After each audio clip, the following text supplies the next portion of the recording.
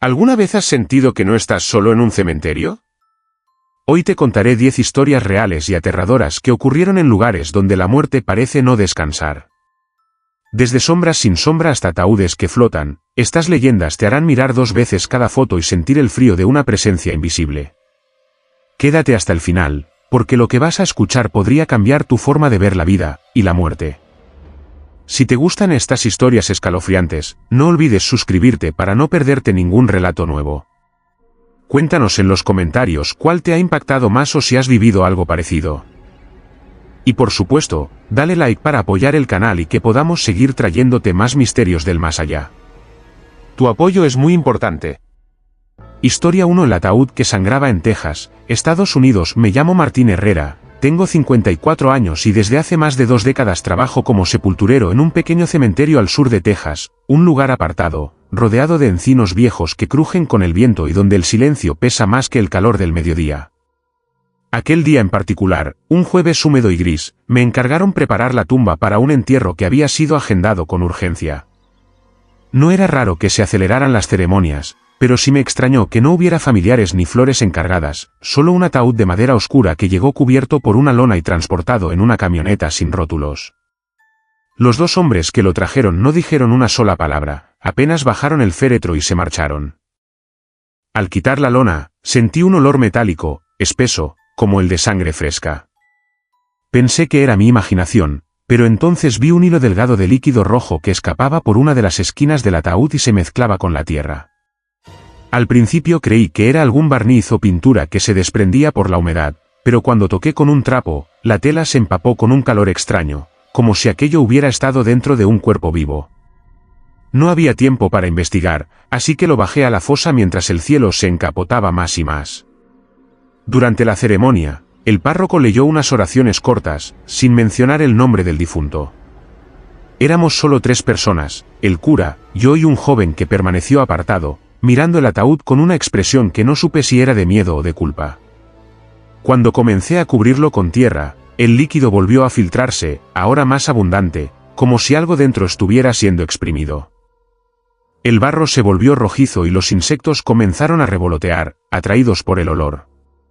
El cura me miró inquieto, pero siguió rezando en voz baja, apretando un crucifijo entre las manos. Al terminar, el joven se fue sin despedirse y el párroco me pidió que sellara bien la tumba y no hablara de lo que había visto.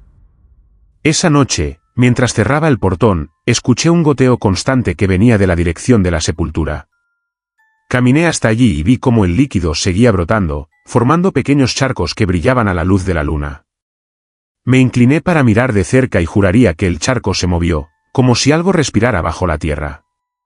Un murmullo húmedo, casi un gemido, salió del suelo, tan bajo que apenas lo escuché, pero suficiente para helarme la sangre.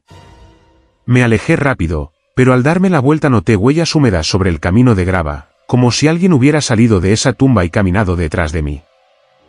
Desde entonces, cada vez que paso por ahí, el suelo parece más oscuro, como si el líquido hubiera teñido para siempre la tierra. Y aunque han pasado años, algunos días amanece con la tierra fresca, removida, y un olor fuerte a hierro que se cuela por todo el cementerio, como si el ataúd siguiera sangrando y esperando que alguien lo abra. Si te gustan estas historias escalofriantes, no olvides suscribirte para no perderte ningún relato nuevo. Cuéntanos en los comentarios cuál te ha impactado más o si has vivido algo parecido. Y por supuesto, dale like para apoyar el canal y que podamos seguir trayéndote más misterios del más allá. Tu apoyo es muy importante. Historia 2. El hombre que caminaba sin sombra en León, España. Me llamo Andrés Salcedo. Tengo 61 años y desde hace más de 3 décadas cuido el cementerio viejo de León, ese que está junto a la iglesia de San Bartolomé, con muros de piedra cubiertos de musgo y caminos irregulares de grava que crujen bajo los pies. Es un lugar donde el frío nunca se va, incluso en pleno verano, y donde el aire parece más denso, como si se moviera despacio. En otoño, cuando el sol se filtra entre las ramas desnudas de los olmos, las lápidas proyectan sombras largas y torcidas, como dedos que intentan atrapar a los vivos. Pero una tarde de noviembre, mientras barría hojas secas cerca de la entrada norte, noté algo que me dejó clavado en el sitio. Un hombre caminaba lentamente por el pasillo central. Llevaba un sombrero oscuro de ala ancha y un abrigo largo, de esos que parecen tragarse la luz. No reconocí su rostro, y eso me extrañó, porque en un cementerio uno termina conociendo a todos los visitantes habituales. Lo observé por unos segundos, hasta que algo me heló la sangre, no proyectaba sombra. El sol de las 4 de la tarde caía de lado, y todo a su alrededor tenía silueta, los cipreses, las cruces, incluso mi propia figura al otro extremo del camino. Pero bajo sus pies, nada. Era como si estuviera despegado del suelo o como si la luz lo ignorara.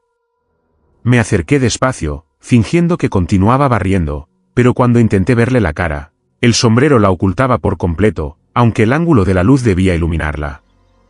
Parecía moverse sin apuro, con pasos que no producían ruido, como si el suelo no lo tocara.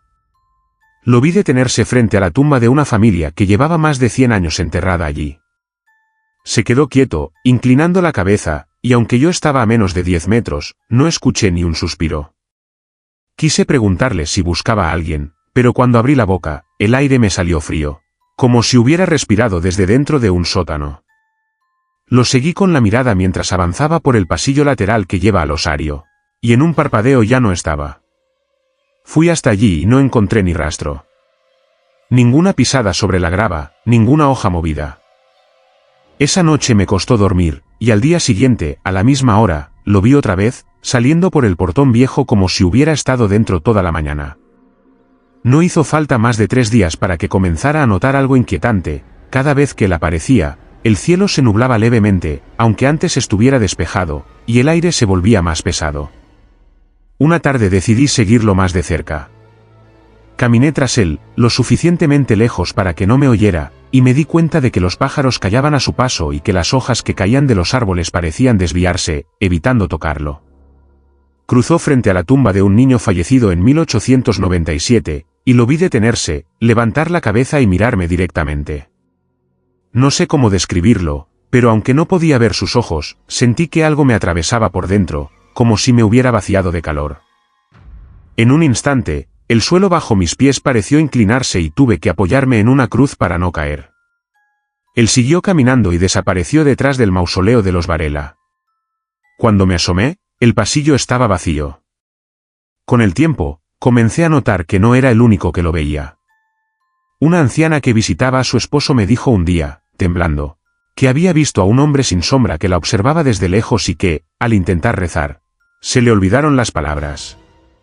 Otro sepulturero del turno nocturno me confesó que, más de una vez, al cerrar el portón, escuchó pasos detrás de él, pero al volverse no había nadie, y que al mirar al suelo, solo estaba su sombra y ninguna otra. La última vez que lo vi fue en pleno invierno. Nevaba levemente y el cielo estaba plomizo. Caminaba hacia la salida, y por un momento creí que su silueta se difuminaba, como si el viento lo borrara. Me detuve en seco, y justo antes de que desapareciera del todo, giró la cabeza hacia mí. No vi un rostro humano, sino un vacío oscuro, un hueco donde no debía haber nada. Desde ese día, evito pasar por el pasillo central cuando el sol está bajo. Y aunque nadie quiere hablar de él, hay visitantes que dejan el cementerio pálidos, mirando el suelo, como si confirmaran lo mismo que yo vi, un hombre que camina sin sombra, y que, si se detiene frente a ti, no es para preguntar, sino para llevarse algo que no siempre es visible, pero que nunca regresa. Si te gustan estas historias escalofriantes, no olvides suscribirte para no perderte ningún relato nuevo. Cuéntanos en los comentarios cuál te ha impactado más o si has vivido algo parecido. Y por supuesto, dale like para apoyar el canal y que podamos seguir trayéndote más misterios del más allá. Tu apoyo es muy importante. Historia 3: La cruz que giraba en Monterrey, México. Me llamo Ricardo Valdés. Tengo 48 años y desde hace más de 15 trabajo como ayudante de mantenimiento en un cementerio antiguo de Monterrey, uno de esos que parecen atrapados en otra época, con muros altos de piedra y portones de hierro forjado que chirrían cada vez que el viento los empuja. Las tumbas más viejas están al fondo, en una zona donde el sol apenas entra y donde el silencio parece más espeso. Ahí se encuentra una lápida peculiar, marcada por una cruz de hierro oxidado que, según las historias que circulan entre los trabajadores y algunos vecinos, gira lentamente sobre su base cada madrugada, siempre en el mismo sentido, y siempre cuando nadie está mirando directamente. Yo había escuchado ese rumor desde antes de trabajar ahí, pero no le di importancia hasta que un entierro inesperado me obligó a quedarme hasta tarde una noche de septiembre. La familia se había retirado y yo me quedé cerrando el portón principal. Mientras caminaba de regreso por el sendero central, un crujido metálico llegó desde la zona vieja. Era un sonido suave, como el chirrido de una bisagra, pero repetitivo, rítmico. Seguí el ruido y llegué hasta la tumba de la que tanto se hablaba. La cruz era más grande de lo que recordaba, con la superficie cubierta de óxido y manchas verdosas por la humedad. Juraría que estaba levemente inclinada hacia el poniente, algo que no había notado antes. Me quedé mirándola, y fue ahí cuando vi que se movía. No giraba rápido, sino milimétricamente, como si una mano invisible la empujara con paciencia infinita. Di un paso atrás y sentí que la temperatura bajó de golpe. No había viento, pero el aire tenía un olor a hierro húmedo y a tierra recién removida. Me dije que podría ser un efecto óptico, que quizá yo estaba cansado. Pero entonces escuché un golpeteo suave que venía de debajo de la lápida, como si alguien tocara desde adentro. La piel de los brazos se me erizó. Regresé al día siguiente a plena luz del sol y la cruz estaba en otra posición, ligeramente más girada que la noche anterior. Pregunté a don Lauro, el sepulturero más viejo, y me dijo sin levantar la vista que dejara ese lugar tranquilo, que había cosas que seguían su curso y que no era bueno interrumpirlas. Pero la curiosidad pudo más. Decidí regresar de madrugada con una linterna. Eran las 3:14 cuando llegué frente a la cruz. La iluminé con el haz de luz y vi cómo, lentamente, el brazo superior se desplazaba hacia el este. El sonido de metal raspando piedra me llenó los oídos. Di un paso más cerca, y sin saber por qué, apoyé la mano en la base. Sentí un pulso. No era una vibración mecánica, era un latido, débil pero constante, que subía desde la tierra a través del metal. En ese momento, un susurro grave, imposible de ubicar, pronunció mi nombre. Retrocedí y la linterna cayó al suelo, apagándose. Todo quedó en una oscuridad absoluta y el único sonido era el lento chirriar de la cruz girando. Cuando logré encender la luz, la cruz estaba completamente girada hacia el norte. Desde entonces, cada vez que paso por esa zona, siento una presión en el pecho y un impulso extraño de mirar la cruz, como si algo quisiera que atestiguara su movimiento. Algunos visitantes han dicho que, si te quedas lo suficiente, puedes escuchar el llanto de una mujer que parece provenir del subsuelo, y que la cruz, al girar, siempre apunta hacia la tumba más reciente del cementerio, como señalándola para algo que solo ella sabe. Yo no he querido comprobarlo, pero a veces, al amanecer, cuando el rocío todavía cubre el hierro, la cruz aparece orientada hacia la capilla, y las velas dentro amanecen apagadas, aunque nadie las haya tocado. Sé que un día me quedaré demasiado tiempo frente a ella y descubriré lo que intenta mostrar, pero también sé que, cuando eso ocurra, tal vez ya no vuelva a salir del cementerio caminando por mi propio pie. Si te gustan estas historias escalofriantes, no olvides suscribirte para no perderte ningún relato nuevo. Cuéntanos en los comentarios cuál te ha impactado más o si has vivido algo parecido. Y por supuesto, dale like para apoyar el canal y que podamos seguir trayéndote más misterios del más allá. Tu apoyo es muy importante. Historia 4. El lamento que seguía a los visitantes en Kansas, Estados Unidos. Me llamo Samuel Ortega, tengo 57 años y soy cuidador del cementerio municipal de un pequeño pueblo en Kansas, un lugar rodeado de campos de maíz que se extienden hasta perderse en el horizonte. De día, todo parece tranquilo, el canto de los pájaros, el viento moviendo las hojas secas, y algún visitante ocasional dejando flores sobre las tumbas. Pero al caer la tarde, cuando el sol apenas ilumina con un tono anaranjado y las sombras se alargan hasta tocarse unas con otras, el ambiente cambia. Es como si el aire se volviera más espeso, y cualquier ruido, por pequeño que sea, resonara demasiado. Desde hace años circula un rumor entre los pocos vecinos que se atreven a hablar de ello. Quien entra solo al cementerio después del atardecer escucha un lamento que lo sigue, un quejido triste, profundo, que no se detiene hasta que la persona cruza la puerta de salida. Yo había oído esas historias sin prestarles mucha atención, hasta que me tocó vivirlo en carne propia. Fue en invierno, cuando oscurece más temprano y la neblina cubre las lápidas como un sudario. Ese día me retrasé en cerrar el portón porque había un par de arreglos que terminar cerca del osario. La última visitante, una mujer mayor, había salido minutos antes, y yo me encontraba completamente solo, o eso creí. Mientras caminaba por el sendero central, escuché un sonido que al principio pensé que era el viento, un murmullo grave, casi un suspiro. Me detuve, y el sonido se detuvo también. Seguí caminando y, tras unos pasos, volvió a escucharse, esta vez más cerca, como si alguien estuviera a pocos metros detrás de mí. Giré rápido la cabeza, pero no había nadie, solo las lápidas alineadas y la niebla espesándose. Aceleré el paso, y el lamento se volvió más claro, era una voz humana, temblorosa, cargada de tristeza, como si llorara sin lágrimas. No pronunciaba palabras que pudiera entender, pero transmitía una angustia tan intensa que sentí un nudo en el estómago. Tomé el atajo que lleva directo a la entrada, y a medida que avanzaba, el lamento me acompañaba, adaptando su distancia. Si yo caminaba rápido, también parecía acercarse rápido, si me detenía, se detenía conmigo. Era como si no viniera de un punto fijo, sino que me envolviera. Justo antes de llegar al portón, un aire helado me golpeó la espalda y sentí claramente que alguien se inclinaba cerca de mi oído. El lamento se convirtió en un gemido prolongado, tan cercano que me hizo estremecer. Salí del cementerio casi corriendo, en cuanto crucé el umbral, el sonido desapareció por completo, como si se hubiera quedado atrapado adentro. Esa noche apenas pude dormir, pero al día siguiente escuché a una joven que visitaba a su hermano fallecido decirle a su madre que había oído la voz triste siguiéndola todo el camino hasta la salida. No era imaginación. Desde entonces, he notado un patrón, siempre sucede cuando la persona entra sola, y siempre al atardecer o de noche. Algunos dicen que es el espíritu de una mujer que murió buscando a su hijo perdido en la guerra y que nunca encontró su cuerpo, otros creen que son varios lamentos mezclados, de gente que no fue enterrada correctamente. Yo no sé la verdad, pero sí sé que cada vez que cierro el portón y escucho ese primer susurro a mi espalda, mi instinto me dice que no debo mirar. Porque me da la sensación de que, si llego a girarme y descubrir quién o qué me sigue, ese lamento ya no se quedará dentro del cementerio, sino que me acompañará a casa. Historia 5. La niña que pedía agua en Sevilla, España. Me llamo Esteban Morales.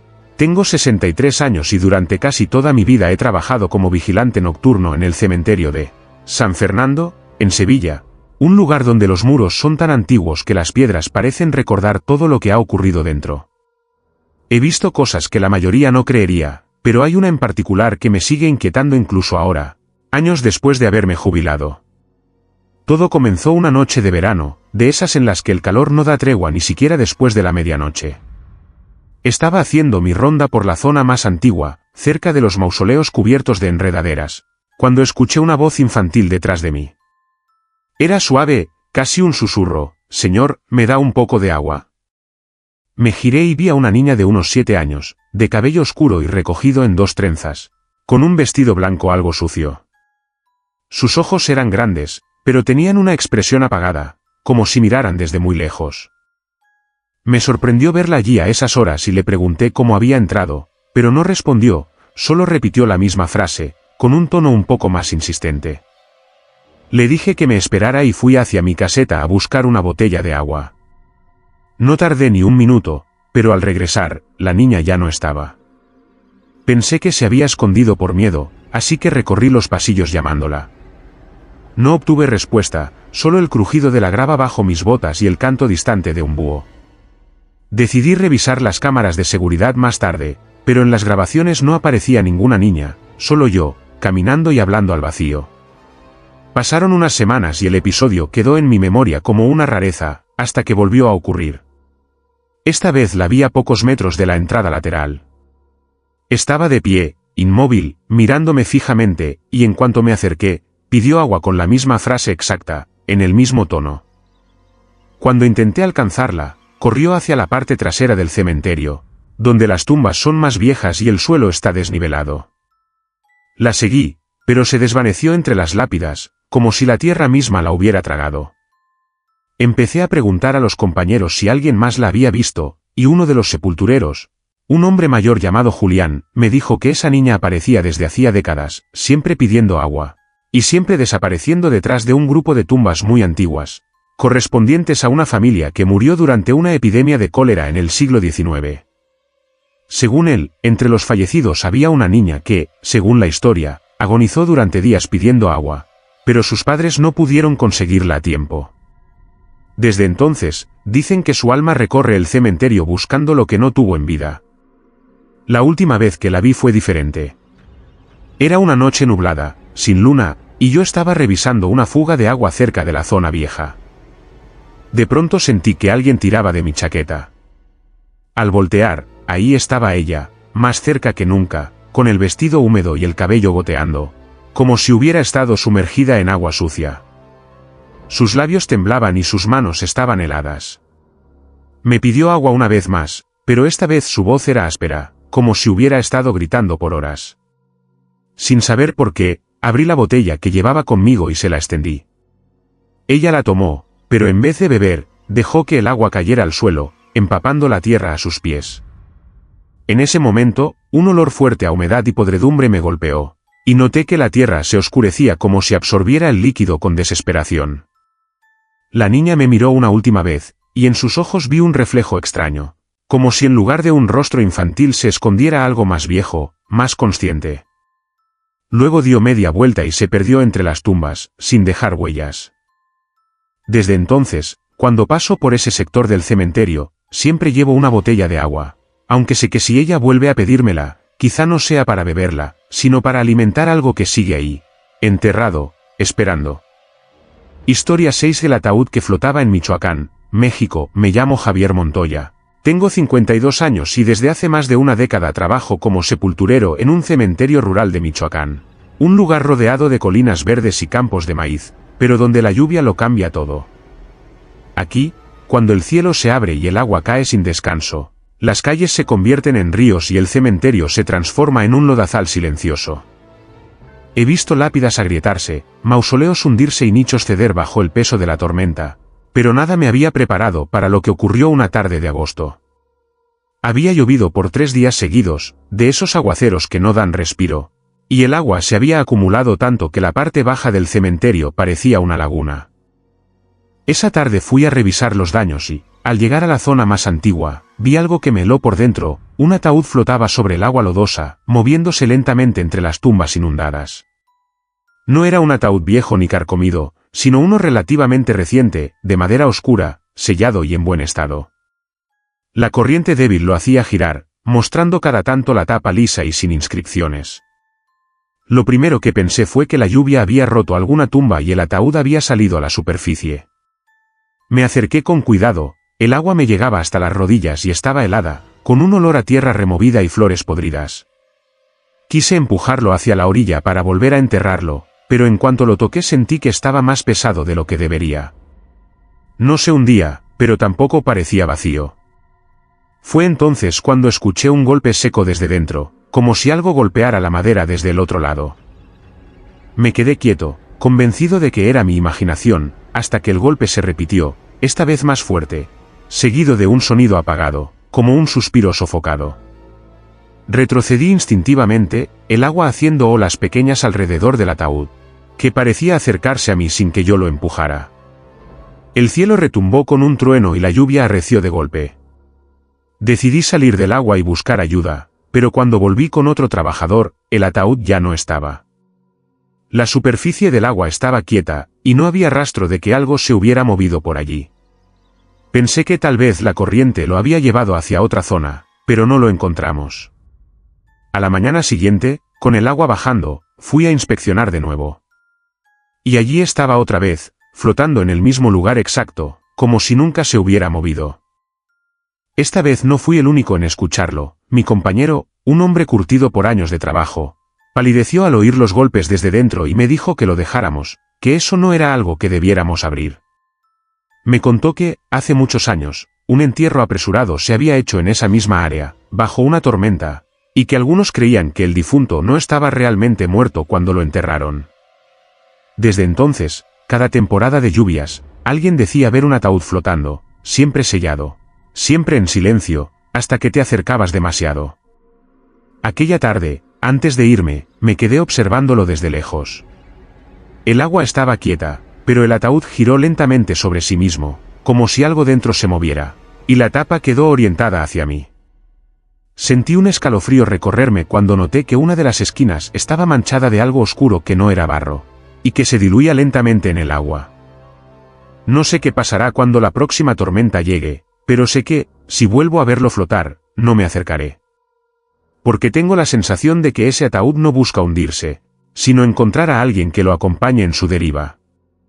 Historia 7. Las huellas de barro sobre mármol en Arizona, Estados Unidos. Me llamo Daniel Ortega, y trabajo desde hace 15 años como cuidador nocturno en un cementerio ubicado a las afueras de Tucson, Arizona.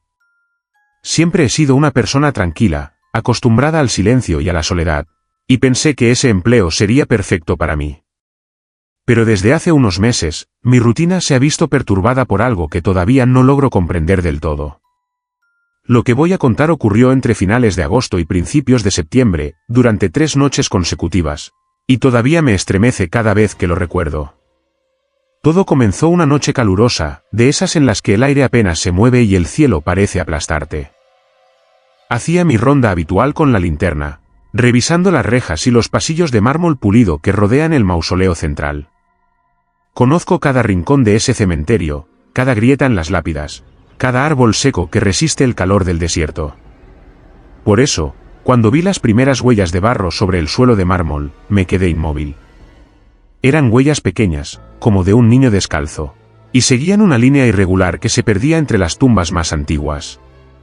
No había llovido en semanas, y el terreno alrededor estaba seco y polvoriento.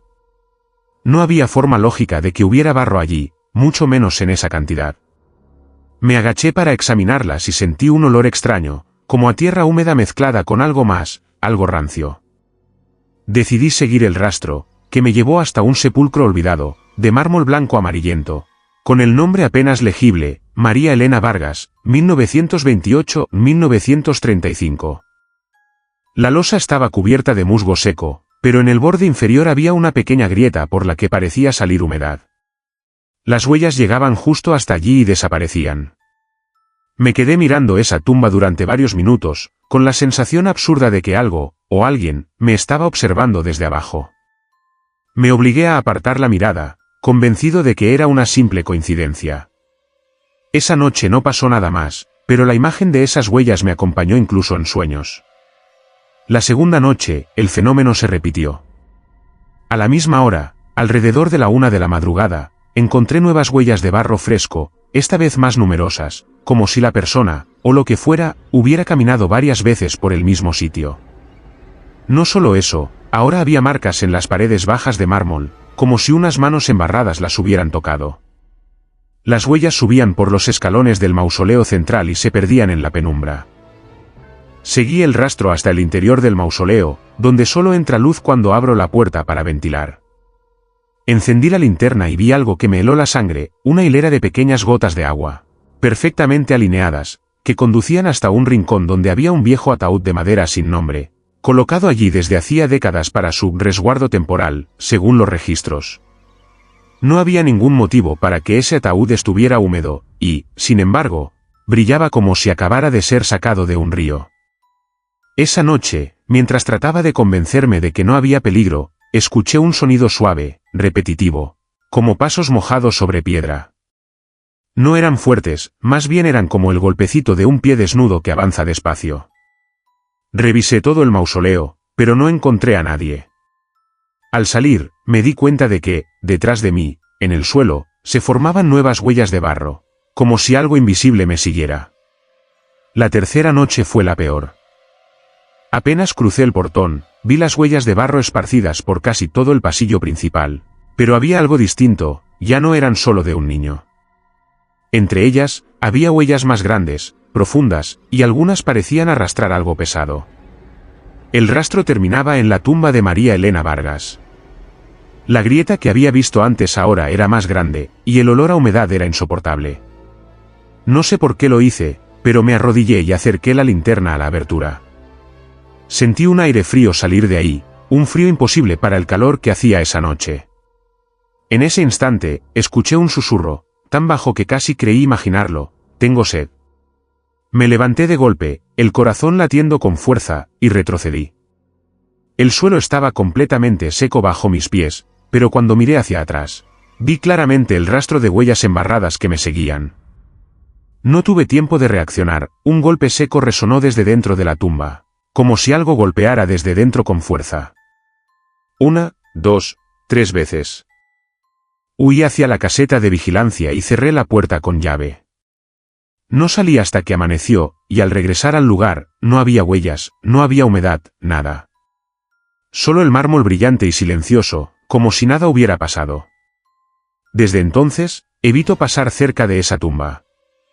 Pero a veces, incluso desde la caseta, creo ver, en el reflejo del mármol, un pequeño pie desnudo marcando el suelo, y desapareciendo justo cuando parpadeo. Sé que tarde o temprano las huellas volverán, y no sé si esta vez terminarán siguiéndome hasta fuera del cementerio. Historia 8 del reloj que sonaba bajo tierra en Málaga, España. Me llamo Ignacio Paredes, soy sepulturero en un pequeño cementerio a las afueras de Málaga.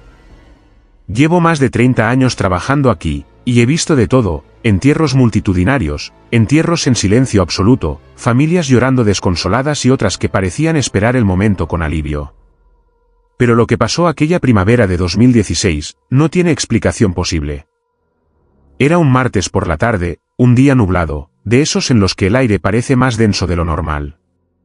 Me encontraba terminando de cerrar una tumba familiar cuando escuché un sonido metálico, repetitivo y seco, como el tic-tac de un reloj antiguo. Me extrañó, porque estaba completamente solo en esa zona. Pensé que quizá venía de algún visitante que pasaba cerca, pero el sonido no se alejaba ni se acercaba. Permanecía constante. Me agaché, intentando afinar el oído. El tic-tac no venía de los pasillos, ni de las bancas junto a la capilla, venía de abajo, de la tierra. Justo donde estaba la hilera de tumbas más antiguas del cementerio, algunas de finales del siglo XIX. Era un sonido claro, acompasado, como si un reloj estuviera marcando la hora dentro de un ataúd. Mi primer pensamiento fue que algún reloj de bolsillo había sido enterrado con un difunto, por alguna razón. Había comenzado a funcionar. Pero era absurdo, la mayoría de esas tumbas tenían más de 100 años, y ningún reloj mecánico podría seguir trabajando tanto tiempo. Sin embargo, el sonido estaba allí, hipnótico y frío. Me incliné sobre la lápida de mármol más cercana, una que llevaba el nombre de don Álvaro de Sosa, fallecido en 1894. Puse la oreja contra la piedra y el sonido se hizo más intenso, como si estuviera justo debajo de mí. Lo más inquietante fue que no era solo un tic-tac, después de unos segundos, escuché un suave repique, como las campanadas de un reloj de pared marcando las horas. 1, 2, 3. Un escalofrío me recorrió la espalda. Me aparté de golpe, mirando a mi alrededor. No había nadie. El viento se colaba entre los cipreses, pero no era suficiente para explicar aquello. Decidí, contra toda lógica, abrir un poco de tierra junto a la lápida, no para llegar al ataúd. Sería ilegal y un sacrilegio, sino para verificar si había algún mecanismo o broma pesada. Cavé unos 20 centímetros y encontré únicamente raíces y tierra húmeda. El sonido seguía, inalterable, como si viniera desde mucho más abajo. Durante los días siguientes, regresé varias veces a esa tumba. A veces el reloj sonaba, otras no.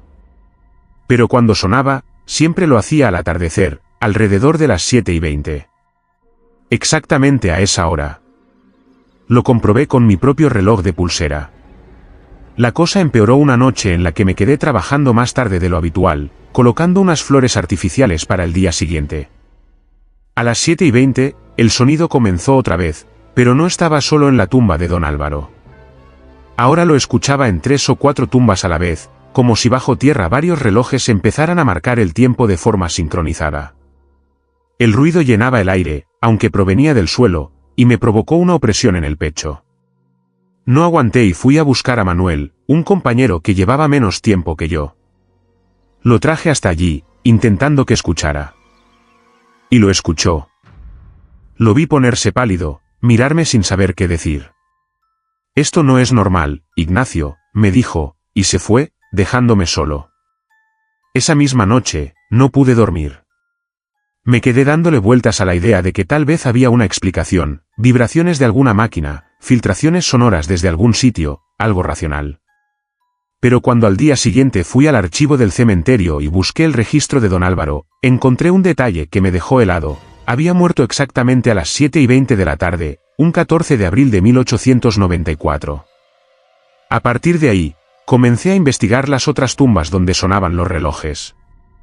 Descubrí que todos los difuntos habían muerto, aunque en distintos años, a la misma hora, 7:20 de la tarde. No importaba si era verano o invierno, si habían muerto por enfermedad, accidente o causas desconocidas, siempre a la misma hora. No conté nada a nadie más. Seguí escuchando el fenómeno durante meses. En algunos días, además del tic-tac y las campanadas, juraría haber oído un susurro débil, como si alguien hablara desde el fondo, entre pausas, sincronizando sus palabras con cada campanada. No podía entender lo que decían, pero la voz sonaba cansada, distante y triste. Un año después, el sonido comenzó a desaparecer.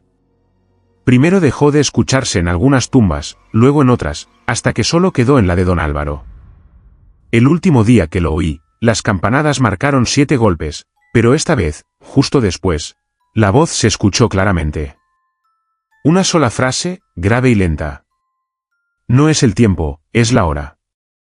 El silencio que siguió fue tan absoluto que el canto de un pájaro a lo lejos me pareció un grito.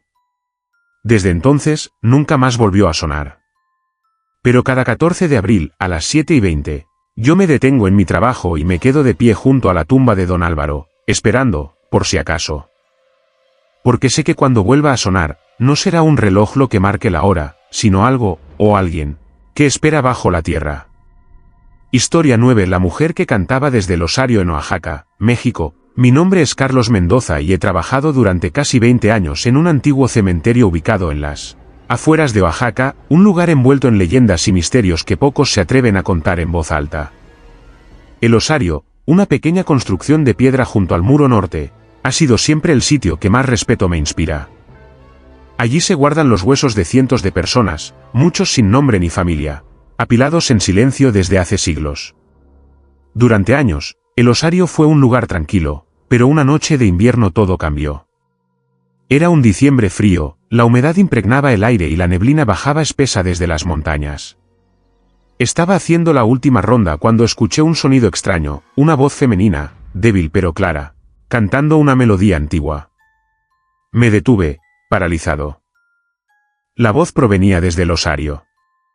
Me acerqué con cautela y vi que la puerta de hierro estaba cerrada, sin embargo, el canto seguía, envolviendo el ambiente con una tristeza profunda. La canción no era alegre ni festiva, sino una nana, un lamento que hablaba de pérdida y soledad. El eco de la voz parecía salir de las paredes mismas del Osario. Intenté abrir la puerta, pero estaba sellada con cadenas oxidadas que no daban señal de haber sido tocadas. Durante los días siguientes, el canto se repitió cada noche, siempre alrededor de las 10, cuando la oscuridad es más densa y el silencio absoluto. No solo yo lo escuchaba, varios visitantes comentaron haber oído aquella melodía triste que les helaba la sangre y los hacía apresurar su salida. Busqué en los registros antiguos del cementerio y encontré una historia que encajaba con el misterio.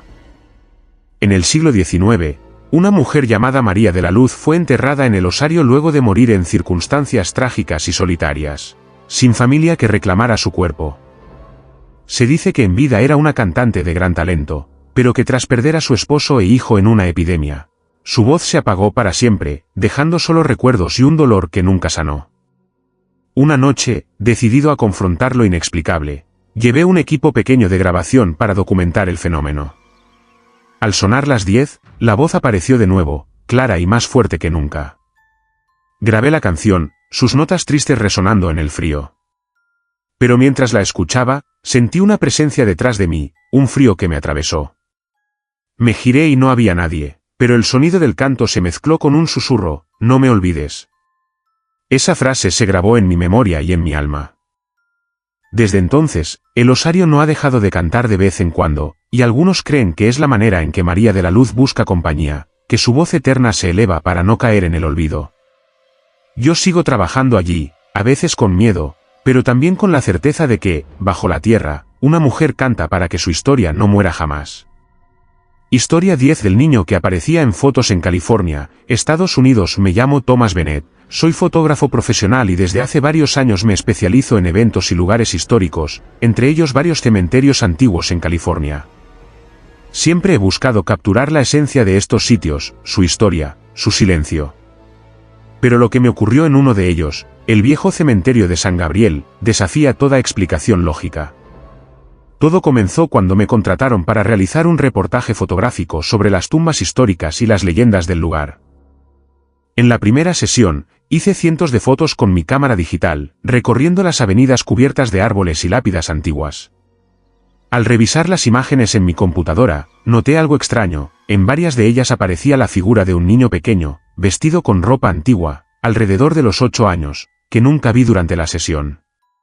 En algunas fotos, estaba parado detrás de una lápida, en otras, parecía asomarse desde un mausoleo. No tenía sombra ni reflejo, y su rostro era pálido, con una expresión triste y fija, como si mirara a través de la cámara hacia algo que nadie más veía. Inicialmente pensé que se trataba de un error técnico o un truco de la luz, pero las imágenes eran demasiado nítidas y coherentes con el entorno. Mostré las fotos a algunos amigos y colegas, y ninguno pudo darme una explicación convincente. Con el tiempo, quise volver al cementerio para investigar. En la segunda visita, decidí llevar una cámara analógica para contrastar resultados. Tomé varias fotos en los mismos lugares, y al revelar los rollos, el niño volvió a aparecer. Esa noche, revisando las imágenes, sentí un escalofrío cuando en una de ellas, el niño parecía estar señalando hacia una tumba específica, una antigua lápida sin nombre con solo una fecha, 1924. Investigando en los archivos del cementerio, descubrí que en ese año había muerto un niño llamado Samuel, víctima de una epidemia que azotó la región. Los relatos locales mencionan que Samuel desapareció días antes de su muerte, y que algunos vecinos juraban haberlo visto jugar entre las tumbas, como si no entendiera que ya estaba muerto. Decidí entonces entrevistar a un viejo cuidador retirado del cementerio, don Miguel, quien me contó que durante años se hablaba de un niño fantasma que aparecía en fotos, especialmente a quienes querían documentar el cementerio. Dicen que Samuel quiere que lo recuerden, que no lo olviden, me dijo con voz grave. Una noche, mientras procesaba las fotos en mi estudio, sentí una presencia detrás de mí. Al darme la vuelta, no vi a nadie, pero un viento frío recorrió la habitación. Al revisar la última serie de imágenes, el niño estaba más cerca que nunca, casi fuera del encuadre, con una expresión que parecía suplicar ayuda. A partir de ese momento, cada vez que tomo fotos en lugares antiguos, especialmente cementerios, reviso cuidadosamente las imágenes. Y aunque sé que puede sonar loco, a veces espero ver aparecer a ese niño, porque sé que él sigue allí, atrapado entre mundos, buscando que alguien lo vea y le dé voz. Si te gustan estas historias escalofriantes, no olvides suscribirte para no perderte ningún relato nuevo. Cuéntanos en los comentarios cuál te ha impactado más o si has vivido algo parecido. Y por supuesto, dale like para apoyar el canal y que podamos seguir trayéndote más misterios del más allá. Tu apoyo es muy importante.